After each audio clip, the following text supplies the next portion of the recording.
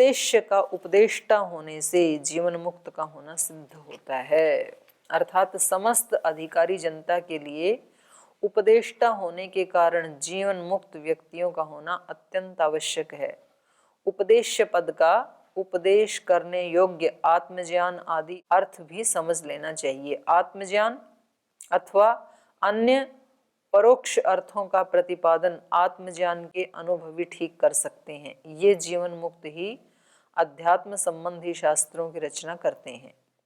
परम ऋषि कपिल ने सांख्य शास्त्र का इसी रूप में उपदेश किया। कपिल जो ऋषि हैं इनको तो विवेक हो गया, फिर इन्होंने उस अपने विवेक को अपने शिष्यों को उपदेश किया, तभी तो आज हमारे सामने सांख्य दर्शन है। नहीं तो यदि उनको तो जन्म से ही वो तो विवेकी थे, और यदि वो उस जीवन को वहीं समाप्त कर देते, छोड़ देते, तो हमें ये कहाँ से मिलता शास्त्र। तो वैदिक साहित्य भी जीवन मुक्त की स्थिति को स्पष्ट करता है। जीवन मुक्त कोई स्थिति होती है या नहीं होती है, तो ये हमें वैदिक साहित्य से भी मिलता है, क्योंकि जितना भी हमारा वैदिक साहित्य है वो सब उन मुक्त आत्माओं के उपदेश ही हैं। उन्होंने स्वयं पहले जीवन काल में मुक्ति को प्राप्त किया और फिर उन्होंने हम सबको उपदेश दिया, अपने शिष्यों को उपदेश दिया। वो उपदेश ही आज हमारे तक चलते चलते शास्त्र के रूप में विद्यमान है। ठीक है, तो श्रुतिश्च वैदिक साहित्य, श्रुति मतलब वैदिक साहित्य भी जीवन मुक्त के अस्तित्व को सिद्ध करता है। समस्त वैदिक साहित्य के रचयिता जीवन मुक्त आत्मा ही रहे हैं। वैदिक साहित्य अपने अस्तित्व से जीवन मुक्त की स्थिति को स्पष्ट करता है। देखो ये कितना हमारे ऊपर उपकार है उन जीवन मुक्त महापुरुषों का। उन्होंने बताया, हम इसको पढ़ें और फिर अपने जीवन में उसका एक्सपेरिमेंट करें। अब किसी ने मतलब रोटी बनानी सीखी तो कितना उपकार है। अब एक माँ अपनी बेटी को सिखा देती है, फिर वो जब माँ बनती है तो अपनी बेटी को सिखा देती है, तो ऐसे चलते चलते चलते कितना अच्छा संसार चल रहा है। और शुरू में जिसने बनानी सीखी थी वो अगली को ना सिखाती तो अब क्या खाते आप। शुरू में जिसने खेती करनी सीखी वो अगले को ना सिखाता, फिर तो फिर पशुओं को मार मार खाते। ऐसे ही होता। तो ये कितना उपकार है एक एक विद्या में, जिसने अपने आप को निष्णात बनाया और फिर अगले को सिखाया। तो इसीलिए तो गुरु की इतनी महिमा है। गुरु का मतलब ये थोड़ी है कि बस केवल पुस्तक बांच के सुना दी। उस व्यक्ति ने खुद पहले वैसे जिया और फिर दूसरे को वो संक्रमित किया, अच्छा वाला संक्रमण उसने अगले को किया। तो ऐसे चल रही है। इसलिए गुरु की इतनी महिमा है, क्योंकि ईश्वर तो यद्यपि सारे इस ब्रह्मांड में ईश्वर व्याप्त है, लेकिन ईश्वर को देख तो नहीं सकते ना हम।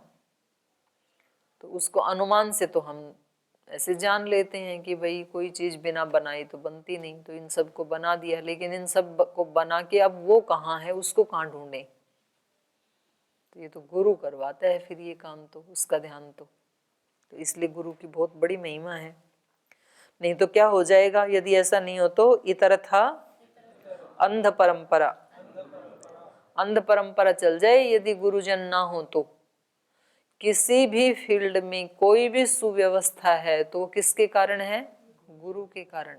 चाहे वो साइंस का फील्ड है, टेक्नोलॉजी का है, वो स्पिरिचुअल है, वो कृषि का है, वो राजनीति का है, कोई भी फील्ड है, छोटे से छोटा काम, बड़े से बड़ा काम। तो आज जो हमें व्यवस्था दिखाई दे रही है समाज में, वो किसके कारण है, गुरुजनों के कारण। हर एक विषय का कोई ना कोई तो गुरु होता ही है ना। तो यहाँ पर गुरु का मतलब केवल ये नहीं है कि कोई सन्यासी योगी, किसी भी विद्या का कोई जानने वाला जिसने अपनी अनुभूति की है वो उसका गुरु है। एक सब्जी बनाना एक विद्या है ना, पाक विद्या है, पाक शास्त्र है। तो वो जिसने सिखाया और आज हम स्वादिष्ट खाना खा रहे हैं तो गुरु के कारण ही है। तो आपके गुरु कौन है? स्वामी सहदेव जी। तो कुछ थोड़ा बहुत तो आपने अपने घर में देखा, फिर इधर पाचकों को बनाते देखा, फिर आपको अभ्यास करवाया गया, फिर थोड़ी आपको नॉलेज दी गई, ज्ञान दिया गया कि पहले सूखा आटा है उसमें पानी डालो और इतना डालो कि बिल्कुल रबड़ी जैसा भी ना हो जाए, और इतना कम भी मत डालो कि वो बिखरता रहे, इतना डालो कि वो ठीक से इकट्ठा हो जाए। फिर उसमें से थोड़ा थोड़ा तोड़ो, फिर उसको गोल बनाओ, फिर उसको फैला दो एक लकड़ी के इंस्ट्रूमेंट से गोल गोल, फिर उसको डालो। तो ये सारा क्या है? ज्ञान। उसका अभ्यास करते करते फिर आप भी एक्सपर्ट हो गए। इसमें कोई भी एक्सपर्ट हो जाएगा अभ्यास करते करते, लेकिन पहले आना तो चाहिए ना। नहीं तो इतरथा अंध परंपरा, यदि आत्मज्ञानी उपदेष्टा न हो, विवेक ज्ञान होते ही उनका शरीर पात हो जाता हो, और न ऐसे विवेकी जीवन मुक्त शास्त्र निर्माता हो, तो समाज व्यवस्था सर्वथा नष्ट भ्रष्ट हो जाए। साक्षात्कृत धर्मा आत्मज्ञानी ऋषियों के उपदेश और उनके शास्त्र ही समाज को व्यवस्थित रखते हैं, क्योंकि उनके बताए मार्ग पर चलता हुआ जन समाज सुखी संपन्न और अपने लक्ष्य पर पहुंचने के लिए अग्रसर रहता है। अन्यथा अदूरदर्शिता पूर्ण आपसी संघर्षों में पड़कर समाज विपन्न हो जाए, नष्ट हो जाए। तो समाज के सुमार्ग पर चलाने और सुरक्षित रखने के लिए ऋषियों की या जीवन मुक्त अवस्था का होना अत्यंत उपयुक्त है और आवश्यक भी है, दोनों। अब शिष्य आशंका करता है कि विवेक ज्ञान हो जाने पर समस्त कर्मों का क्षय हो जाता है, और जब कर्म नहीं रहा तो जीवन कैसे रहेगा? क्योंकि हमारा जीवन किसका परिणाम है? कर्मों का। और कर्म तो सारे उसने भून डाले, दग्ध कर दिए। तो अब ये जीवन किस आधार पे रहे? क्योंकि वह कर्मों का ही तो फल है जीवन। तो तब जीवन मुक्त का अस्तित्व निराधार हो जाएगा। तो ये भी एक वो हो गया ना, नियम का उल्लंघन, क्योंकि हमारे जीवन का आधार क्या है? कर्म। कर्म रहे नहीं इसके, तो निराधार भी जीवन होते हैं, ये तो फिर नियम के विरुद्ध हो गए। तो उसका उत्तर दे रहे हैं, चक्र भ्रमणवत धृत शरीर, करें चाक के भ्रमण के समान वो शरीर को धारण करता है। तो जब कुम्हार घड़ा बनाता है तो चाक को क्यों घुमाता है? गति क्यों देता है? घड़ा बनाने के लिए। और घड़ा तो बन चुका, घड़ा बन गया, उसने उससे धागे से काट के साइड में भी रख दिया। अब ये चाक क्यों घूम रहा है? अब तो घुमा नहीं रहा ना वो, क्योंकि चाक को जितना वेग दे दिया था तो वो घड़ा बनने के बाद भी घूमता रहेगा। जितना वेग दिया है उतना टाइम वो घूमेगा। तो शरीर हमें क्यों मिला था? विवेक की प्राप्ति के लिए या मोक्ष की प्राप्ति के लिए, और वो हमें विवेक हो गया जीते जीते। लेकिन तो भी शरीर अब आगे क्यों चलेगा? जैसे वो चाक चल रहा था, घड़ा बनने के बाद भी चल रहा है, क्योंकि उसको इतना वेग दे दिया था पहले ही। तो जब ये शरीर मिला तो इसको इतना वेग मिल गया था, ये इतने टाइम में कर लेगा, और हमने उससे पहले ही कर लिया। तो अच्छी बात है, अब उतने टाइम तक तो चले ही गई। मान लो आपने 10, 15, 20 साल पहले ही मुक्ति को प्राप्त कर लिया, जितने वर्ष का ये शरीर मिला था, तो अच्छी बात है। अब तो ये 20 साल अब कैसे चलेगा? उस चक्र के समान चलेगा। तो ये उदाहरण इन्होंने दिया है, ये हमने पढ़ लिया है। तो वेग नामक संस्कार के कारण चाक घूमता रहता है। हमने उसको एक वेग दिया था ना, तो उसके कारण ये चाक घूमता रहता है। पर विवेक ज्ञान से तो समस्त कर्मों का उच्छेद हो जाता है, फिर देह धारण कैसे संभव होगा? कह रहे हैं यहाँ वेग वाले संस्कार को भी तो नष्ट कर दिया ना इसने, जीवन मुक्त ने, तो कैसे होगा? तो इसका उत्तर दे रहे हैं, संस्कार लेशतस तत्सिद्धि। कह रहे नहीं, संस्कार के लेश से ही तत्सिद्धि, देह धारण की सिद्धि होती है। विवेक ज्ञान हो जाने पर समस्त संचित कर्मों का उच्छेद हो जाता है। पीछे जो बचे थे संचित कर्म वो नष्ट हो जाते हैं, प्रारब्ध कर्मों का नाश नहीं होता है विवेक ज्ञान से। इसलिए प्रारब्ध संस्कारों का जो लेश मतलब अटैचमेंट जो शेष रह गया, लेश शेष रह जाता है, उसी कारण देह धारण की सिद्धि होती है। प्रारब्ध कर्म क्या है? जिन कर्मों के फल को भोगने के लिए वर्तमान शरीर प्रारंभ हुआ है, उनमें से कुछ भोगे जा चुके, कुछ शेष हैं। ये सब कर्म फलोन्मुख हैं, अर्थात फल को उत्पन्न करने के लिए सर्वथा तैयार हैं। इन कर्मों का ज्ञान से उच्छेद नहीं होता, इनका उच्छेद फल भोगने से ही होता है। तो इसीलिए तो महर्षि पतंजलि ने भी क्या कहा, हेयम दुखम, जो आने वाला दुख है वो हेय है, क्योंकि जो अभी अभी वर्तमान में दुख है उसको नहीं हटाया जा सकता, क्योंकि उस दुख ने तो अपना फल देना शुरू कर दिया, वो तो देगा। तो आगे जो आने वाला उसको रोका जा सकता है। तो हे वो ही दुख है, जो वर्तमान में जीवन में चल रहा है उसने तो फल देना शुरू कर दिया, वो तो देगा। इससे अगले क्षण जो आने वाला है उसको रोक सकते हैं। वे फल भोगे अवश्य जाते हैं, पर उनसे जीवन मुक्त को कोई अनुकूल या प्रतिकूल भाव उत्पन्न नहीं होता। जीवन मुक्त हो गया, फिर भी प्रारब्ध कर्म के कारण कोई प्रतिकूल सुख दुख आता है तो उसका प्रभाव उसके ऊपर नहीं पड़ेगा। कर्मों की यह स्थिति ऐसी है जैसे एक सिंह अपने स्थान से छलांग लगाता है। जैसे उसने छलांग लगाई, शिकारी ने उसको गोली मारी, गोली ठीक लग गई, लेकिन ठीक लग जाने पर भी सिंह तत्काल नहीं गिरता, उस छलांग को पूरा करके ही गिरता है, क्योंकि वो वेग दे दिया था ना उसने शरीर को, शेर ने। इसी प्रकार वर्तमान देह धारण ये आत्मा की एक छलांग है जो नियमित कर्म रूपी शक्ति से लगाई थी। आत्मज्ञानी उसमें विवेक रूपी गोली मारता है और निशान ठीक बैठता है, पर संचित शक्ति समाप्त हो जाती है, आगे छलांग नहीं लगेगी, आगे तो जन्म नहीं होगा, पर ये जो है ये तो चलेगा। वर्तमान देहपात के अनंतर, माने ये शरीर जब नष्ट हो जाएगा, मृत्यु आएगी, इसके बाद विवेक ज्ञान रहते फिर जन्म नहीं होगा। तो आगे तो जन्म नहीं होगा, पर जो छलांग लगाई जा चुकी है वो अवश्य पूरी होगी। वर्तमान देह अपने कर्मानुसार पूरा होगा। उस अवस्था में प्रारब्ध कर्म भी आगे किसी ऐसे कर्म का प्रजनन नहीं कर सकते जो इस कर्म परंपरा को चालू बनाए रख सकें। उस समय कर्म वस्तुतः नपुंसक हो जाते हैं और उतना हाथ पैर मारकर स्वतः शांत भी हो जाते हैं। तो फलतः विवेक ज्ञान हो जाने पर कर्मों का वास्तविक अस्तित्व नहीं माना जाना चाहिए। जीवन मुक्त की स्थिति ऐसी ही होती है। तो अब यहाँ इसका उपसंहार कर रहे हैं इस विषय का। तो सूत्र बोलिए, विवेकात् निशेष दुख निवृत्तौ कृतकृत्यता नेत्रात् नेत्रात्। करें विवेक से निशेष दुख निवृत्तौ, ये जो विवेक ज्ञान हो जाता है इससे सब दुखों की समाप्ति हो जाती है। निशेष, कुछ भी शेष नहीं बचा, समस्त दुखों की निवृत्ति हो जाने से कृतकृत्यता, जिसके लिए जीवन मिला था मनुष्य जीवन, ये सफल हो गया। कृत माने जो करना था, उसकी कृत्यता वो हो गया है, जो करना चाहिए था वो हो गया, संपन्न हो गया। करना क्या चाहिए था, विवेक प्राप्त, वो हो गया। तो यही क्या हो गई, धन्यता जीवन की, कृतकृत्यता। तो उसी से मुक्ति होती है। न इतरात न इतरात, इससे भिन्न कोई उपाय नहीं है।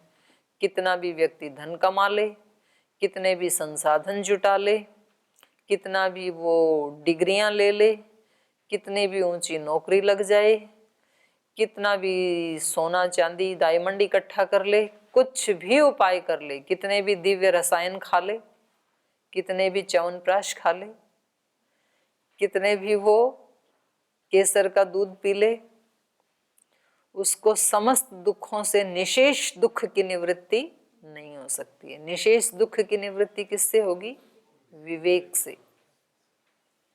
और ये विवेक कैसे उत्पन्न होता है, अभी तो बताया था, नेति नेति का अभ्यास करते हुए।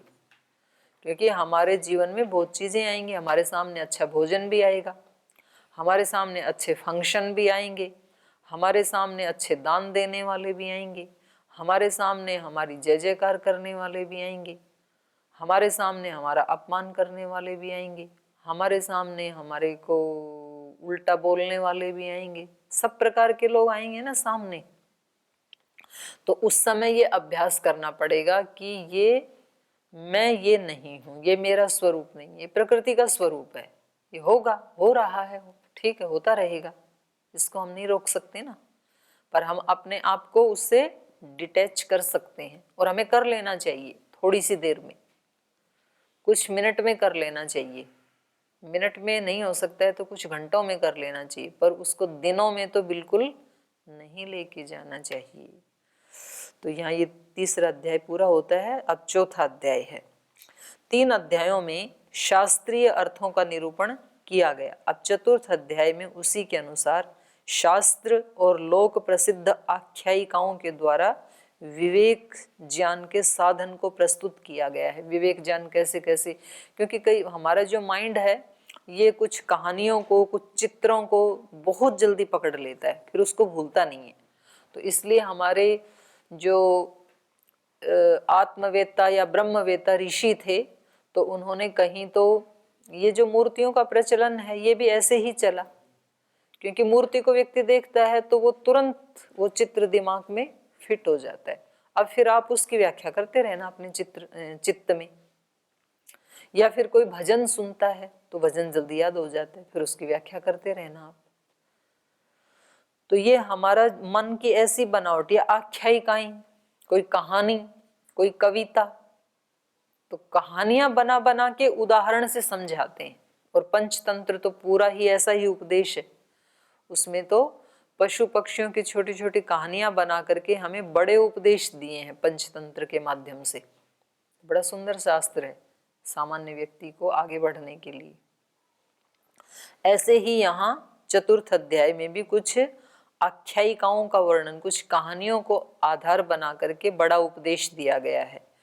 तो इसमें पहला ही सूत्र है, राजपुत्रवत तत्वोपदेशात। कह रहे तत्व के उपदेश से भी विवेक की प्राप्ति हो जाती है।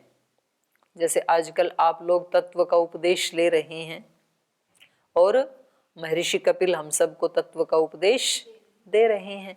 तो ऐसे तत्व के उपदेश से सुन करके व्यक्ति फिर वैसा आचरण करता है और फिर वो वैसा बन जाता है। तो तत्वोपदेशात, तत्व का उपदेश लेने से भी राजपुत्रवत, जैसे राजा के पुत्र को विवेक हो गया, असलियत का पता चल गया, तत्व ज्ञान हो गया, ऐसे हर व्यक्ति को तत्व के उपदेश से ज्ञान हो सकता है और होता है। क्योंकि जिसको भी विवेक ज्ञान हुआ उसको पहले तो उपदेश ही मिला ना, तो स्टार्टिंग पॉइंट तो वही है, पहले तो उपदेश ही सुनना चाहिए। तो यहाँ पर क्या है, ये जो राजा का पुत्र है ये अपने राजवंश से बिछुड़ गया। कोई ऐसा झगड़ा हुआ एक राजा का दूसरे राजा से, तो कुछ लोगों ने सोचा कि भाई बच्चे को बचा लें, तो बच्चे को वहां से उठा करके जंगल में छोड़ दिया, क्योंकि दूसरा जो राजा था वो इसका पूरा वंश ही नष्ट कर देने वाला था। तो पहले उसके पिता को बंदी बनाया, फिर उसके जो भी भाई बहन थे, चाचा ताऊ, जो भी परिवार के सदस्य थे, उन सबको कत्लेआम कर दिया। तो किसी ने सोचा कि भाई एक बच्चे को तो कम से कम बचा लें, राजवंश। तो जैसे पन्ना धाई ने बचाया था, अपने बच्चे का बलिदान दे करके राजा के बच्चे को बचा लिया। तो ऐसे उसको जंगल में छोड़ दिया, क्योंकि वहां तो कोई ढूंढेगा ही नहीं, बाकी सब जगह तो राजा के सिपाही देख लेंगे कि भाई एक बच्चा मिस है, वो कहाँ गया, पर वहां कौन ढूंढने जाएगा, क्योंकि किसी के दिमाग में नहीं आएगा ना कि जंगल में भी छोड़ा जा सकता है। तो वो बच्चा जंगल में पलता है, बढ़ता है, और जब छोड़ने वाले व्यक्ति को पता लगता है कि वो तो अब युवक हो चुका होगा, तो अब उसको ले आना चाहिए, या उसकी कुछ शिक्षा आदि की भी व्यवस्था की होगी उसने इनडायरेक्ट रूप से। तो उस समय जाकर के उस बालक को बताया जाता है कि आप इस जंगली परिवारों में रहने वाले जंगली परिवार के बच्चे नहीं हैं, बल्कि आप तो एक राजकुमार हैं। तो जैसे उसको पता लगा अच्छा मैं राजकुमार हूँ, तो उसका आचरण कैसा हो जाएगा फिर, राजकुमार, फिर तो मुझे ले चलो राज में, मैं यहाँ क्यों। जब हमें ये पता लग जाए, लोग भविष्य क्यों दिखलाते हैं, हस्तरेखा क्यों दिखाते हैं, कोई ये बता दे कि आप तो बहुत महान आत्मा है, तो फिर ये व्यक्ति क्या सोचेगा, यही तो सुनना चाहता है व्यक्ति। कोई भी अपनी हस्तरेखा दिखाते समय ये नहीं सुनना चाहता है कि आपके जीवन में तो दुख ही दुख भरे हैं, आप तो बहुत ही बुरी आत्मा हैं। ऐसा कौन सुनना चाहता है भला? हर व्यक्ति की अपेक्षा क्या होती है कि कोई ज्योतिषी मेरे को ये बता दे कि आप तो एक विशेष आत्मा है, आपकी तो कुंडलिनी बहुत ऊंची है, आप तो कोई महापुरुष बनने वाले हैं, तो फिर इस व्यक्ति को संबल मिल जाएगा। तो ये तो शास्त्र तो यही तो बता रहे हैं, ये कह रहे हैं कि आप सब क्या हैं? नित्य शुद्ध बुद्ध मुक्त स्वभाव वाली ही आत्मा है। तो कह रहे हैं ऐसा तत्व का उपदेश मिलने से भी व्यक्ति बंधन मुक्त हो जाता है। जब वो अपने स्वरूप के बारे में, ऋषि हमें यही भविष्यवाणी कर रहे हैं कि आप क्या हैं? अनअभिव्यक्त ऋषि हैं। ऋषि तो हैं लेकिन वो अभी अभिव्यक्त नहीं हुआ है, छिपा हुआ है आपके अंदर ऋषित्व, आपके अंदर देवत्व अभी छिपा हुआ है। यही तो ऋषि उपदेश दे रहे हैं हमें। तो इससे भी क्या होता है? विवेक ज्ञान की प्राप्ति हो जाती है। राजपुत्रवत तत्वोपदेशात। कभी एक को उपदेश देने पर प्रसंगवत दूसरा भी लाभ उठा लेता है। अब ऐसा भी होता है कि मानो कक्षा में उपदेश तो दिया जा रहा था कुछ सेलेक्टेड सन्यासियों के लिए या ब्रह्मचारियों के लिए, और कोई दूसरा व्यक्ति भी आके बैठ गया वहां पे, उसने भी सुना, यद्यपि उसके लिए वो उपदेश नहीं दिया जा रहा था, लेकिन सुन तो लिया ना उसने, तो उसका भी उद्धार हो जाता है। तो वो अगले सूत्र में बताया। तो ये क्या कह रहे हैं? पिशाचवत अन्यार्थोपदेशेपि। कभी कोई गुरुजी अपने शिष्य को पकड़ के ले गई जंगल में, बोले चलो आपको वहां तत्व ज्ञान देंगे, ये हमारा जो शास्त्रार्थ है ये वहां चलेगा, क्योंकि वहां शांत एकांत प्रकृति पूरी अनुकूल है।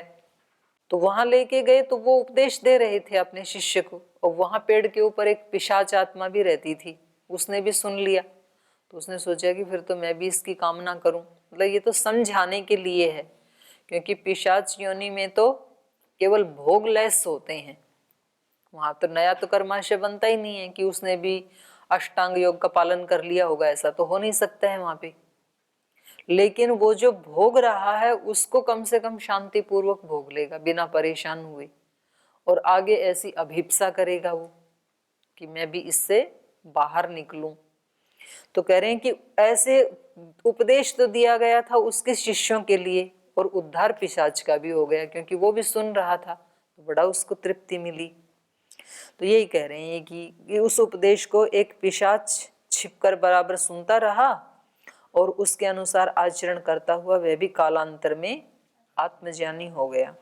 तो सन्मार्ग का उपदेश कहीं से किसी तरह प्राप्त हो जाए, उसके अनुसार आचरण करने से तत्व ज्ञान अवश्य हो जाता है। तो तत्वोपदेश ऋग्वेद आदि भाष्य भूमिका की कक्षा में भी होता है, तो आप आओगे कि नहीं आओगे? वो अगला सूत्र कह रहा है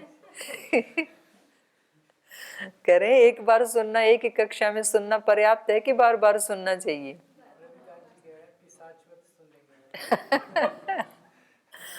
तो अगला सूत्र कह रहा है आवृत्ति असकृत उपदेशात। ऐसे उपदेश एक बार सुनना पर्याप्त नहीं है, बार बार सुनना चाहिए। अब जिस थाली में थोड़ा सा चिकना लगा है, थोड़ा सा कुछ सब्जी लगी है, और उसमें आपने पानी डाला और वो निकली नहीं पानी से, तो लेकिन फिर उसमें एक बार अपना वो डाला, क्या नाम है आपने? डिशवाश, पतंजलि डिशवाश, तो साफ हो जाएगा। लेकिन किसी थाली में वर्षों का जमा हुआ है, एक बार का नहीं, उसमें पता नहीं कितनी बार क्या क्या चीजें डाली और साफ किया ही नहीं किसी ने।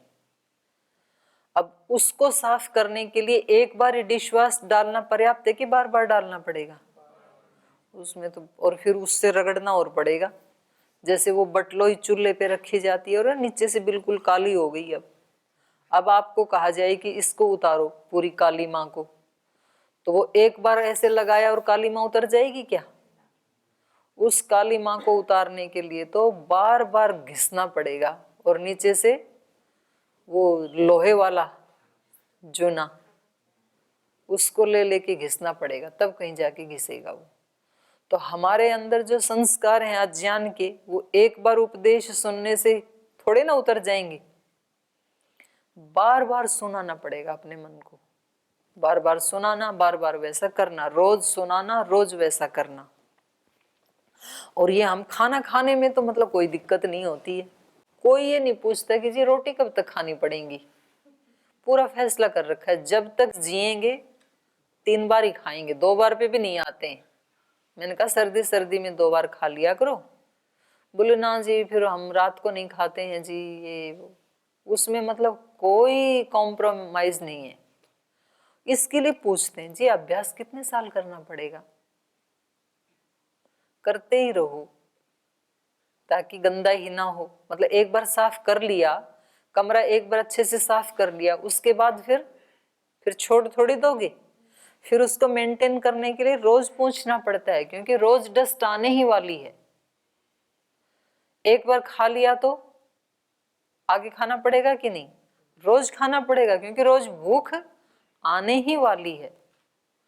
तो ऐसे डस्टिंग भी रोज करनी ही है। पर अगर ये साफ है तो फिर 5 मिनट में फटाफट साफ हो जाएगा। और यदि यहाँ बहुत ज्यादा मल लगा हुआ है तो फिर बहुत घिसना पड़ेगा। तो उपदेश एक बार सुनना पर्याप्त नहीं है, बल्कि असकृत बार बार सुनना चाहिए, खुद सुनाना चाहिए अपने आप को। इसलिए कह रहे हैं आवृत्ति असकृत उपदेश। उपदेश की आवृत्ति सकृत मतलब एक बार, असकृत मतलब बार बार दोहराना पड़ता है। तो ये कह रहे हैं कि ये बात और भी जगह कही है, क्योंकि उपदेश की निरंतर आवृत्ति तत्व ज्ञान की उद्भावक है। उधर हमारी भावना होती जाती है ना, जैसे जैसे सुनते हैं तो कहते हैं ना कि एक व्यक्ति को रोजाना एक बात सुनाते रहें तो कालांतर में वो वैसा बन ही जाता है। तो जो व्यक्ति तीव्र वैराग्य, शमदम आदि साधन संपत्ति और विलक्षण प्रतिभा से संपन्न होते हैं, उनको तो एक बार उपदेश से ही तत्वज्ञान हो जाने की संभावना रहती है। पर जो मंदमती हैं और वैराग्य आदि साधनों से संपन्न नहीं है, उनके लिए उपदेश की निरंतर आवृत्ति तत्वज्ञान को प्रकट कर देती है। तो छांदोग्य उपनिषद आदि जो उपनिषद, उनमें आरुणि और श्वेत केतु के संवाद से भी स्पष्ट होता है। तो श्वेत केतु को कितनी बार उपदेश देना पड़ा? बार बार। उनके पिता आरुणि ने बार बार दिया, वो कई उदाहरण है उसके। तो गुरु इस बात को जानता है कि जब बालक अक्षर अभ्यास करता है तो उसको वही बात बार बार बताई जाती है, सिखाई जाती है। तो निरंतर उपदेश से कालांतर में यथार्थ तत्वज्ञान हो जाता है। तो इससे आगे फिर कल पढ़ेंगे। आज यहीं पाठ को विराम देते हैं।